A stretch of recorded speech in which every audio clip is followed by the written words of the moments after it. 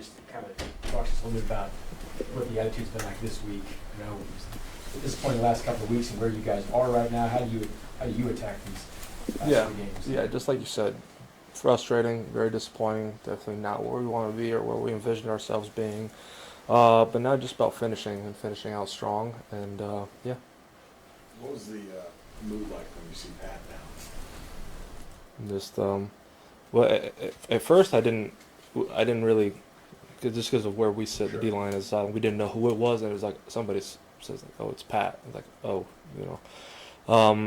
And then I remember Chris and I were sitting next to each other. You could hear a pin drop in Arrowhead, so that just goes to show, you know, how much people here in the community and really all around the world care about him. And you know, I know he's going to attack this like no one else. So.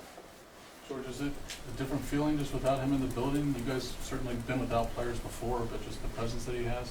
Yeah, absolutely. I mean, he's one of the things that makes this thing go. So definitely different without him being here. You know, just like with any other position, it's next man up, and I know Gardner's going to do a great job. But yeah, it's for sure different. You know, I got here today. It was the first time since I've been here that I haven't seen him or his car here. So it was different.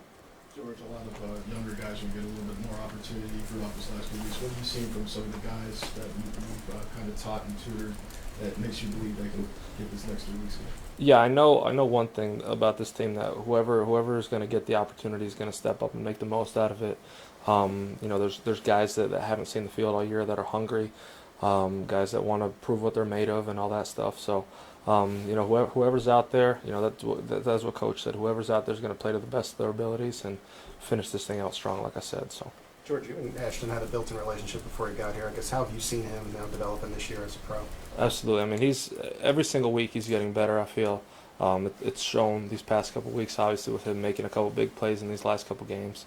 But he's really growing. You know, he's great in the run, and he's getting better and better as a pass rusher too. So it's awesome to be able to see him grow from where he was at, you know, during OTAs, and get better training camp, and then kind of as the season progressed. And I think he has a really bright future ahead of him. How are you doing health-wise with your hand? It's you know, it is, you know, what you know, you find a way to find a way. So.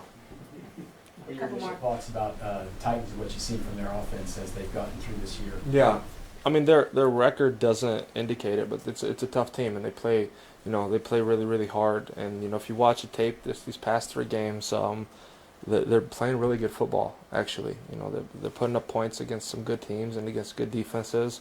And that quarterback, you know, I'll tell you what, you know, whatever the perception is out there, but he can make all the throws.